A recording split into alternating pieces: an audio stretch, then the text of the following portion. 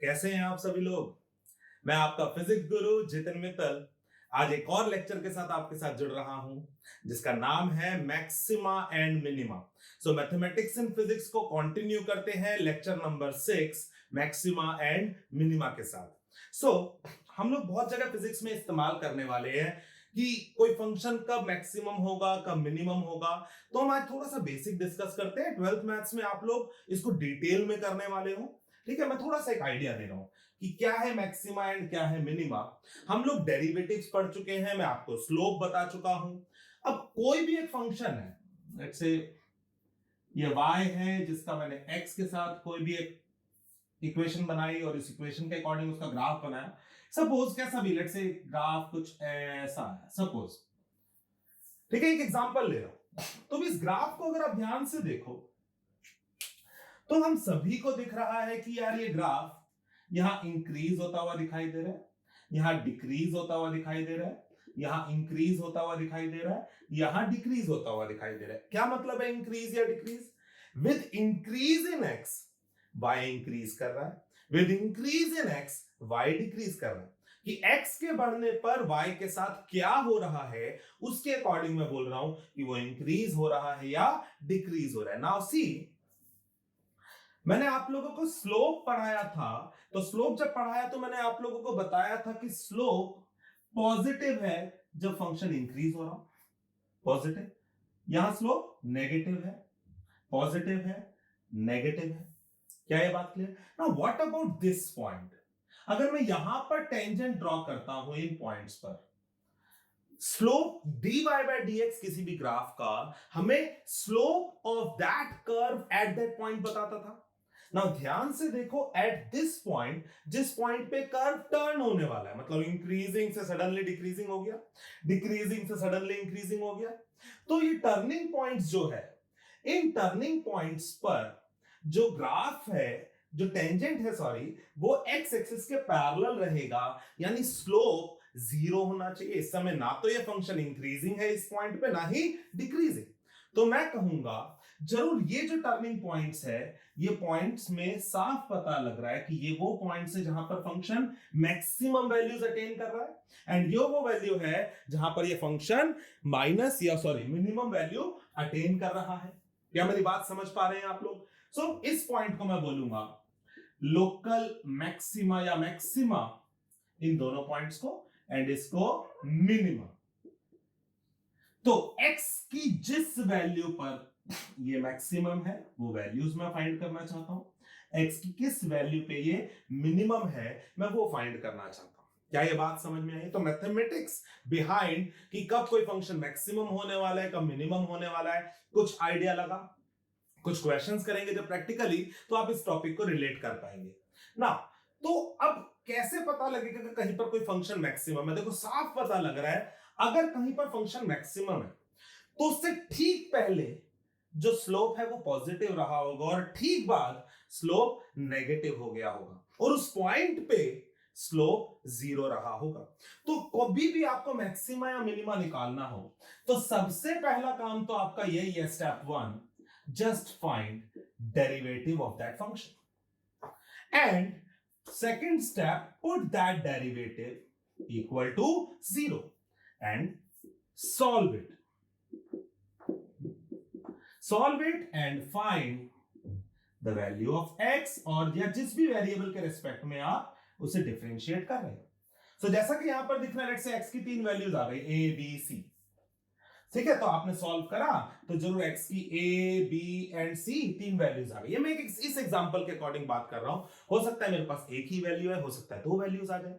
Okay, now अब आप क्या करोगे, इसके बाद ये जो पॉइंट्स आए हैं इन्हीं पॉइंट्स पे या तो ये फंक्शन मैक्सिमम होने वाला है या मिनिमम होने वाला है। ओके, मैं फिजिक्स की बातें कर रहा हूं, मैं पॉइंट ऑफ इन्फ्लेक्शन पे अभी नहीं बातें करूंगा।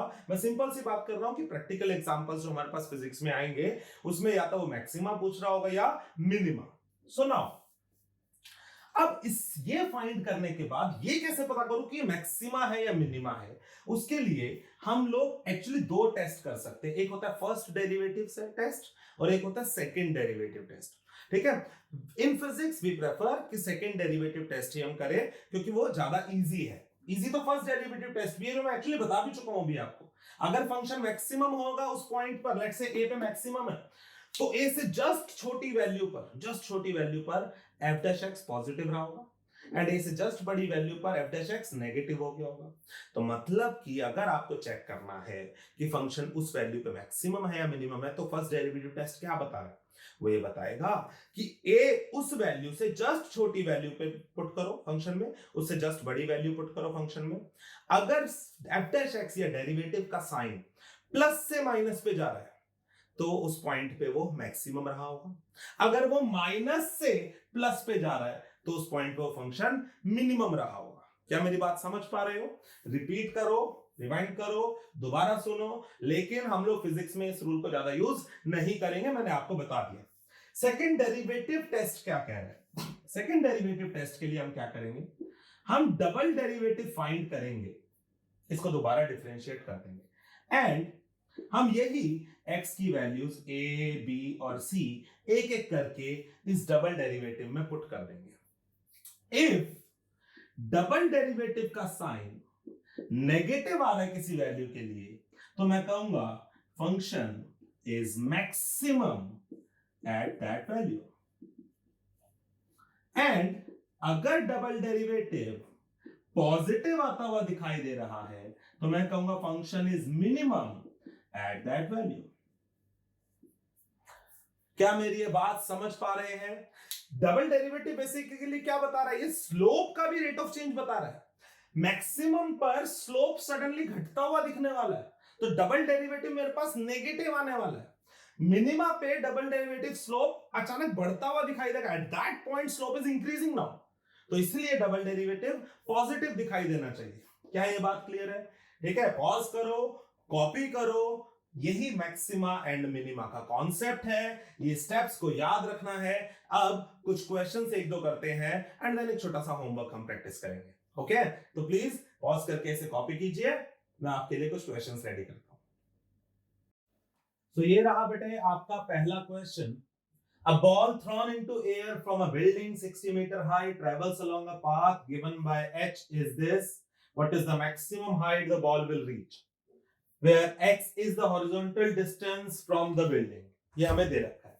ओके, मेरी बेटी अभी रूम में है तो थोड़ी बहुत परेशानी होगी, तो इसका सोल्यूशन देखते हैं। अभी जो हमने कॉन्सेप्ट पढ़ा उस कॉन्सेप्ट के अकॉर्डिंग।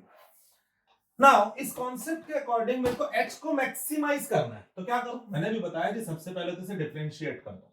ठीक है, डिफरेंशिएट करने के लिए हम h डैश भी लिख सकते हैं, या dh by dx क्या आएगा? 0 1 2x by 60। Okay, next second step मैंने क्या बताया? Put dh by dx equal to 0, तो 1 minus 2x by 60 equal to 0. It comes out that x is 30. Okay, now अब मैं क्या करूंगा? चेक करूंगा कि फंक्शन h जो है वो मैक्सिमम है या मिनिमम है। कैसे चेक करूंगा? मैं इसी का डबल डेरिवेटिव फाइंड करूंगा, इसी को दोबारा डिफरेंशिएट करूंगा। 0 माइनस 2 बाय 60 यानी कितना आ गया? माइनस 1 बाय 30, यानी क्या आ गया? Negative. So at x is equal to 30 h is maximum. यही कहा था, जब डबल डेरिवेटिव अगर नेगेटिव आ जाए तो फंक्शन मैक्सिमम होगा। सो इस 30 की वैल्यू को अगर मैं यहां पर पुट कर दूंगा, I will get the maximum value of h। 60 plus 30 minus 30 square by 60, ये सॉल्व करा तो 15 आ गया, 90 माइनस 15 75 metre is your final answer. तो क्लियर है मेरे बच्चों, पहला ये एग्जांपल, कुछ आइडिया लगा। चलो एक और क्वेश्चन करते हैं, एंड देन उसके बाद आपके लिए होमवर्क छोड़ेंगे। ओके, सो बच्चे ये रहा हमारा second question. The position of a particle with respect to time t along x axis is given by this. What will be the position of the particle when it achieves maximum speed? तो बेटा इस बार किसको maximise करना है? Speed को।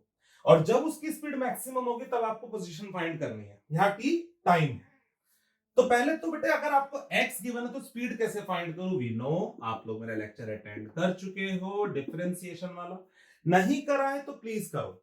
मेरे जो भी ये लेक्चर चल रहे हैं बेटे ये कॉन्टिन्यूएशन में चल रहे हैं। अगर आपको डेरिवेटिव अगर पता ही नहीं तो फिर ये मैक्सिमा मिनिमा का कोई फायदा नहीं है। तो first of all you need to learn derivatives. Okay, so lecture 3 and 4 में मैंने डेरिवेटिव समझाया हुआ, उनको जरूर समझे। तो इसे डिफरेंशिएट करूंगा, मेरे पास आएगा 18t माइनस 3t स्क्वायर। तो ये मेरे पास स्पीड या वेलोसिटी आ गई। नाउ मुझे मैक्सिमाइज किसे करना है? स्पीड को। तो अब मैं सबसे पहले तो इसका डिफरेंशिएशन फाइंड करूंगा, that will be 18 minus 60। Second step, उस डेरिवेटिव को 0 के इक्वल पुट करूंगा, that is 18 minus 60 equal to 0, that is t is equal to 3 seconds. अब मैक्सिमा या मिनिमा चेक करने के लिए क्या करूंगा? डबल डेरिवेटिव निकालूंगा। 18 का डिफरेंशिएशन इज 0, माइनस 60 का डिफरेंशिएशन इज माइनस 6, तो ये तो नेगेटिव आ गया। नेगेटिव आ गया मतलब v इज मैक्सिमम किस वैल्यू पर? जब t कितना है? 3 सेकेंड्स। तो मैं t की जगह 3 पुट कर दूंगा। कितना आया? ये तो 27 माइनस 27, दैट इज जब x ओरिजिन पर है उस समय ये ऑब्जेक्ट मैक्सिमम स्पीड लेके बैठा होगा। सो क्या आपको ये 2 क्वेश्चन समझ में आए मेरे बच्चे? पक्का कुछ आइडिया लगा क्या है मैक्सिमा, क्या है मिनिमा? सो आई होप आज का लेक्चर आपको अच्छा लगा हो, मैक्सिमा एंड मिनिमा का एक आइडिया लगा हो कि कभी भी किसी चीज को मैक्सिमाइज या मिनिमाइज करने के लिए आ जाए तो आपने अप्रोच क्या अप्लाई करनी है उसे फर्स्ट डिफरेंशिएट करो, 0 के इक्वल पुट करो, x या जो भी वेरिएबल उसकी वैल्यूज फाइंड करो, डबल डेरिवेटिव फाइंड करो, उस वैल्यू पर जो भी x या वेरिएबल की आई है उस डबल डेरिवेटिव का साइन चेक करो। अगर वो नेगेटिव है तो मैक्सिमम होने वाला फंक्शन और पॉजिटिव है तो मिनिमम होने वाला है। ओके, सो आज का लेक्चर बिटिया की थोड़ी बहुत डिस्टरबेंस के साथ भी हम लोगों ने सक्सेसफुली रिकॉर्ड कर लिया आप लोगों के लिए। सो आपका फिजिक्स गुरु जितिन मित्तल आज के लिए आपको बाय करता है इस लेक्चर को खत्म करके। ओके, सो लव यू, मिलते हैं नेक्स्ट लेक्चर के साथ।